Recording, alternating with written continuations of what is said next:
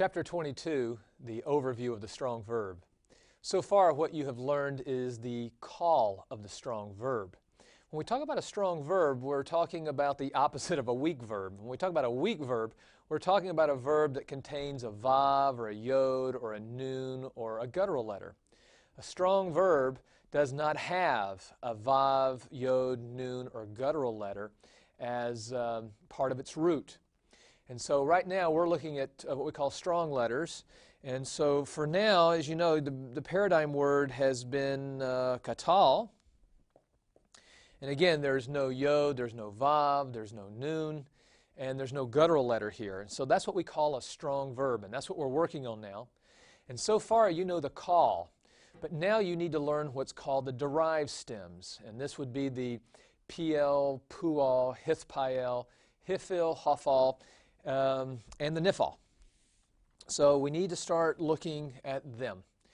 The first thing we want to do is spell them properly. The first step in properly learning these things, learning these derived stems, is to be able to spell them properly.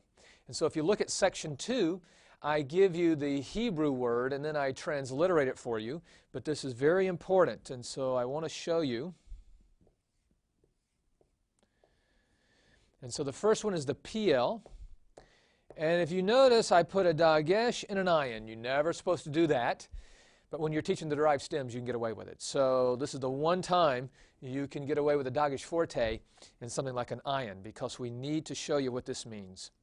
Okay, the terms like pl, pual, and hithpael is derived from this stem right here, pa'al. But as you notice, there's a hurric under R1, and there's a seire as a thematic vowel under R2. And that's where we're getting the idea of PL, as you can read this. But what I want you to be able to do is spell it properly in English. And so obviously this is like R1, this is R2, and here's R3. And so, as we're spelling English, of course, we've got to go this way. And so we want to say the P, that's R1. And then we need the vowel, that's the I. And then, notice we have the double ayin. And so we will double the ayin. And then underneath it we have the seire. And then we have R3. And here's our word PL. And it's very important that on all these conjugations that you spell them properly. Because as we learn the boxes that we're going to go to in section 3 here, if you know how to spell them, then the memorization of the boxes can be very efficient. Where if you don't know how to spell them, and then the memorization of the boxes is something very abstract and very difficult for you to accomplish. So you want to keep that in mind as we're doing this. So the first one we want to look at is the PL. So now look at section 3 of chapter 22, and we want to look at the PL. And again, you can see how it is spelled. It has the P and the I, then the double ayin, and then there's the E for the seire, and then here's the L. But notice in brackets we say pa-L. Now when we look at the boxes, you can see the perfect is a PL with an I. You see the I under the first box, the R1 box. But then when you get out of the perfect, when you're in the imperfect, you're in the imperative, in the infinitive, in the participle, you have a patach. And that's why we write pa-L. And so you need to be able to spell both PL and also pa-L. And if you will spell these out properly, that will help you in learning, because again, the P is obviously the first box. The I represents the hurric under R1, and then the doubled letter. You notice the dagesh in R2 all the way down. That's what's represented in the double ayin that you see indicated here and here. So that's the real characteristic of this derived stem conjugation known as the PL or the pa-L. You have that doubling in R2 all the way down. Okay, and so this is very important. Now, what we have under here is we have the the thematic vowel. We'll come back to the thematic vowels later. I don't want to concern you with the thematic vowels yet. I'm really more interested right now in simply the box. And so again, when we come down to the imperfect, you can see the imperfect is really a pa-el. And so there's the doubling again that you see here. And then the A is represented by the patach under R1. And then I have a yod with a vocal schwa. And this yod represents the 4 aton letters. And if you recall that, for your imperfect, you can have 4 different performatives. You can have an aleph, you can have a yod, you can have a tav, you can have a nun. And so that yod is really representing the imperfect performatives. So for instance, if this were a 2ms, if we were doing a 2ms, obviously you'd want the tav there as opposed to the yod. But the yod is representing all the performatives, and that's what you got to know. And then you get a schwa here, and that's easy because your accent is usually going to be over R2 or R3. The yod then would be in the open propretonic position. It will always be reduced. But with the dagesh forte, remember, it's almost always preceded by a short vowel, and that's what you're seeing. You've got the short hirik, or you've got the short patach all the way down. So again, the yod is representing the performatives. For the imperative and for the infinitive, again here you'll have no performative to worry about. And so again, it's simply a pa-el. And when you get to the participle, you will have a mem performative for the participle. And again, it will have a vocal schwa under it because, again, it will be in the originally open propretonic position. And so the original vowel that was there, the short vowel, has reduced to a vocal schwa. And so, again, when you're memorizing this box, these boxes, you want to memorize it by knowing how to spell these terms, because if you can spell these outright, then you can generate the box. Let me show you an example of doing that. So if I had to do a PL imperfect box, I would write PL, and then of course pa-el. The reason for doing it this way is that this is going to help me to see the boxes. It makes the boxes more concrete. And so if we're going to do, let's say, like an imperfect, what I need to do, again, is I want this doubling here. So I put the doubling. And then I need, under R1, I need this A. And then for the imperfect, I'm going to want the yod with the schwa, and again, the yod representing all the performatives. If I were going to write an imperative, well, the imperative, again, is really a pa-el over here. And again, I have the doubling. And I have the patach under here, and again, that's the box. And so the way I memorize these boxes is simply by spelling these words properly. It makes the boxes concrete in your mind. It makes them much more easy to get down. So if you'll do that, you can memorize these boxes fairly efficiently, really. Okay, let's go to the next one, and that's the pu'al. The pu'al, again, when we spell this, we have the P, then the which we for the this represents the R1, or this first box. And then the U represents the kibbutz that you have under the R1. And then again, the characteristic doubling, which you see. And then this A here would be for the thematic vowel, but we're not interested in thematic vowels right now. And then the L here would be the R3.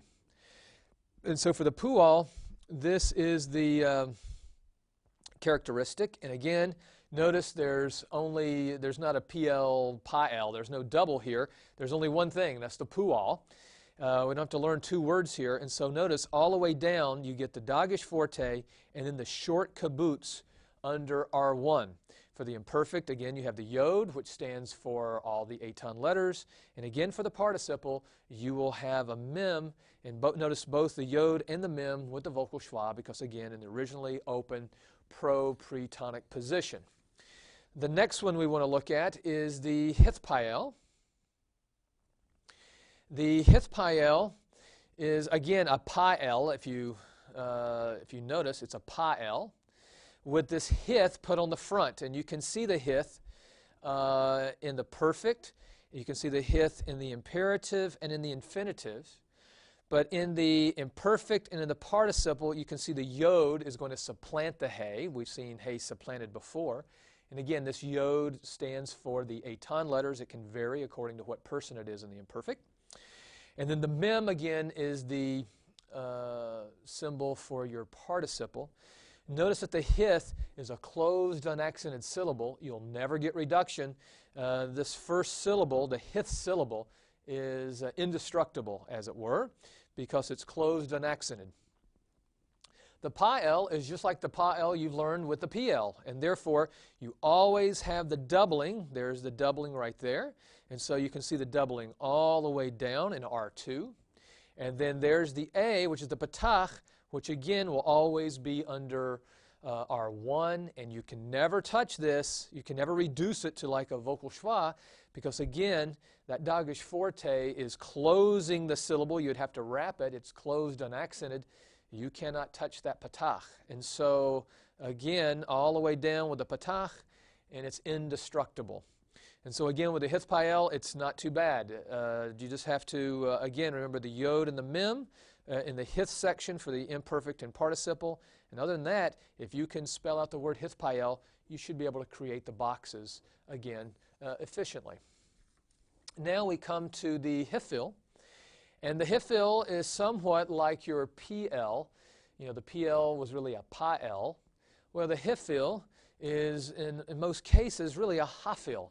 It's a hifil only in the perfect. You can see the hirik here in the perfect. But once you get out of the perfect, it's always a hafil with a patach under the performative element. Okay, so for the hifil, again, notice how we're spelling this. We have an H, and so you get the H in the perfect, the imperfect, and the infinitive, but the H will be supplanted, just like in the hith pa-el. In the perfect, you'll get your aton letter, and in the participle, again, the symbol of the participle is a mem. And then on this particular one, you get, this H would be your performative here, and then the I is the performative under it, where, of course, it's A outside of the perfect. Your PH is really standing for R1. It's the pay without the dagesh lene. That's the PH. Then the ayin, this time, the ayin, it comes right after the PH, and that means you're going to have a silent schwa between the pay and the ayin. You're going to have a silent schwa. Notice how they're put back to back, you see. And so you need a silent schwa here under R1 all the way down. And then the ayin again is R2, and the lamed, of course, would be again representing R3. And so what you need to know about the hifil is it's mostly a hafil with the patach, and it's always going to close the first syllable. So watch out for that. It's always silent schwa under R1. And so that's what you need to learn for your hifil, which is mostly a hafil. So now we want to go to the hofal. And when we go to the hofal, it, again, is pretty simple, not too complicated here. For the hofal, we have the perfect, the imperfect, but we're really not going to have an imperative here. The hofal is a passive conjugation. That's why you don't have the imperative. Some infinitives do occur, but they're pretty rare, so we're going to leave them out. If you wanted to put this in, it would look just like the perfect, by the way. And then you have the participle. And again, with the hafal, you can see you have an H performative. And then you have the O, which is this kamas chatuf, which is represented under the performative element. Then the PH, again, is the pay, without the dagesh lene. That would represent R1. And then immediately you get R2, which means you have a silent schwa under R1. The H is supplanted, again, in the imperfect and in the participle. The yod supplanting the H in the imperfect, and again, that's for all the aton letters. And then the participle, the mem, is supplanting the H, as we've seen already before. And so this is the hafal. Yeah, well, there's one more to do, and this one happens to be the most challenging of them, and that's the nifal. The nifal is clearly the most challenging of the boxes and the most difficult to learn. The others you could see very clearly, but when we come to the nifal, the boxes become a little more obscured and a little more difficult to learn, but let's look at them. The nifal, again, your pHs are 1, and so you can see that the ni here is some type of preformative element. And so the nifal in the perfect, you can see the n, the nun, with the heroic, that's the I here. And then again, you get the pH right next, which is R1, right next to R2. So again, a silent schwa for the perfect. And so that is the characteristic for the nifal perfect. If we skip to the participle, first of all, notice that the participle here is not a mem, but it's a nun. All the other ones that we've looked at, the PL, the pual, the hithpael, hifil, hufal, had a mem as the marker of the participle. But for the nifal, it's a nun. And notice that the nifal perfect and nifal participle boxes are identical. When you come to the imperfect, however, there's a real difference that you have to watch out for. You have a yod with a heroic below it. Then you get a dagesh forte in R1, and you get a long, irreducible kametz under R1. Now, when you look at the word nifal and spell it and then look at this box, you can tell it doesn't really go together very well. Where the other ones, you could see a correlation between the spelling and the boxes. And so that was helpful. This time, it's more difficult to see. But really, this dagesh forte represents an assimilated nun. And so if you were to take that nun out and put it here with a silent schwa, that nun would be the nun of the nifal, that nun you see right here. The nun of the nifal has been assimilated, and then before the nun of the nifal, what you're getting here is the imperfect preformative, the etan letter. Remember, most of the time what we've had is the hey being supplanted, and we've already seen before that hey between vowels can be supplanted. But nuns doesn't work that way. Nuns, if they're in the silent schwa position, often assimilate, and so the nun of the nifal has simply assimilated here in the imperfect. The same thing with the imperative, but notice you get this H preformative here. Exactly where that comes from is disputed. In the infinitive, you have one of two choices. You can go with the regular nun that looks just like the nifal, or you can go with an H, like you see the H here in the imperative, and then have the nun of the nifal assimilated into R1. And then again, you get the long kametz. But we'll talk a little bit more about the options that you get here later of the infinitive. So again, the nifal is the boxes that you're going to have to spend the most time on in order to master them properly. But again, by spelling the stem name properly, it'll help to make the boxes concrete as you memorize them. So again, that's very important that you do that. Okay, now we want to look at section 4 of chapter 22.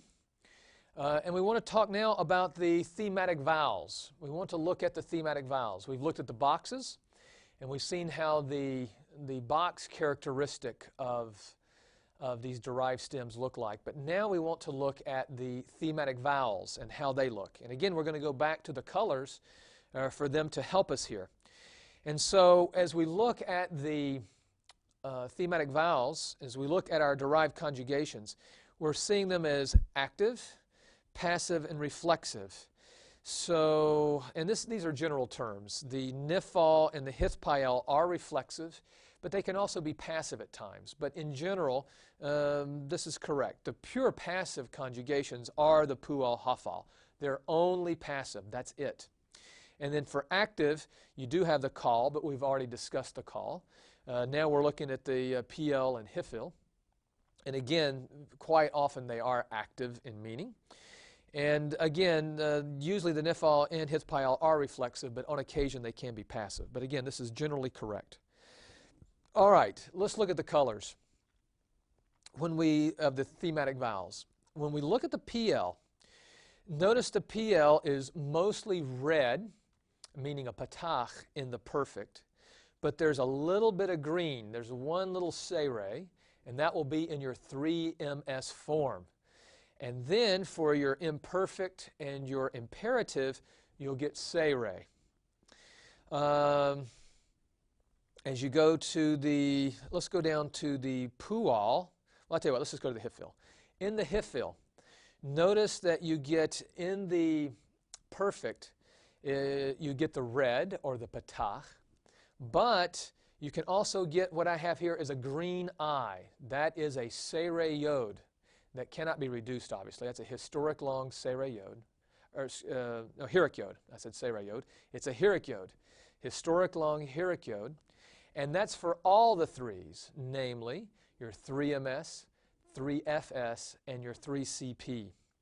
When you get to the imperfect imperative, you can see that it's dominated by the hirik yod, but you can also get serei in certain forms, and that form is your second and third feminine plural of your imperfects and also your second feminine plural of your imperatives. And so you want to keep that in mind. The passives are very easy. Red, red, red, red. We'll call them the communist forms. All red. So your passives are commies. You got to remember that. And that's the nice thing about these colors. You can come up with such nice little memory devices. So remember they're communist forms. And now we go to the nifal. When we go to the nifal, we have red in the perfect, but in your imperfect imperative, you get mostly green, you get mostly serei. But again, just a little bit of red, a little bit of patach, and you'll see that again in your second and third feminine plural. When you come to the hithpael, you've got to always remember the hithpael is the most colorful of the forms. Namely, you get mostly red in the perfect with a little bit of green, and you'll find that green in the 3ms. And then when you get to the imperfect imperative, you'll get mostly green with a little bit of red, and again, that will be your second and third feminine plurals. And so as you look at these, there is patterns that I want to show you, and that is that your pual, hafal, again, they're communist forms. They're all red. And when you look at all the other forms, you can see that in the perfect, red is dominating in the perfect. And in the imperfect imperative, notice that green is dominating. And therefore, as you look at the end of section 4, I write in italics something very important. If you forget all the little nuances, the little letters, and so forth, if you're in a pinch and the pressure's on in a quiz or on a test or whatever, there's two things you need to know, and that is these are mostly red, green, red, green, red, green, red, green, except your commies. And therefore, if I were taking an exam and just happened to go blank on the details, you've got to remember this, though. The commies are red, and all other conjugations are basically red in the perfect and green in your imperfect imperative. Now, obviously, if you know the little nuances, the little letters, that's going to be a big help to you. But again, there's certain patterns here that really stick out to you. And so you want to keep these things in mind here as you're learning these. And again, by looking at colors and by looking at these types of patterns, I think you'll be able to memorize these things more efficiently and more effectively. Okay, now we want to talk about section 5. We want to look at the thematic vowels of your infinitives and of your participles. And so let's look at the colors for your thematic vowels of the infinitives and the participles. This time I think I might start with the participles first. And that's a little different, but let's go ahead and start with the participles first. With the participles, you have two choices. With the participles, you're either going to have green or you're going to have red. You're going to have green, and that's usually a serei, especially for your PL and your hithpael. But you're going to have, for the hifil, you're going to have the hirik yod. The hirik yod, of course, will not be able to be reduced. There'll be no reduction with the historic long hirik yod. But the serei, which of course goes back to something like a hirik, in any type of ending put on these participles, and you will get reduction of the thematic vowel. But for the PL, for your hithpael and your hifil, it's green. And this is easy to remember because Look at the vowel here. That's your thematic vowel, the E in PL, the E in hith-pi-L, and the I in hifil. Those are your thematic vowels, and those thematic vowels are all screaming green at you, so that when you're trying to remember, well, what is the thematic vowel of participles, all you have to do is say PL, hith-pi-L, hifil, and that really gives you the answer. Red, we have irreducible comets, and so no matter what you put, what kind of ending you put on the end of these participles, you will never reduce this comets. And notice how to memorize these. You've got the A in pu'al, the A in hafal, the A in nifal, all reds. And so again, when you're thinking of participles, it's really a fairly simple thing to memorize. You just got to remember that these A's will be an irreducible long comets. Never reduce that.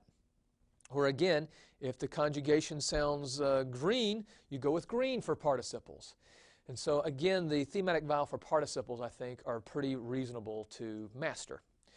Now, when we go to the infinitives, it's a little more difficult, but let's start with the construct. Because starting with the construct, it's not too bad because the answer is green. And we have PL, we have hifil, and of course hifil again is going to be hirik yod, indestructible.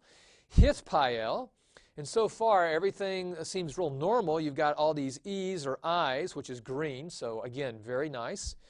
But the nifal, well, what can we do? We don't expect the nifal to be here, but it is, and so we have to take a note of that. But basically, it's all green. Notice I do not give you the pu'al or the hafal. They're very rare forms in biblical Hebrew. And by the time you run into one of those in the biblical text, I have a feeling you'll handle them just fine. So the construct is really easy. It's all green. And so that's not bad. The difficulty is with the infinitive absolute, because now we get either orange or we get green. We get orange with the nifal and a PL.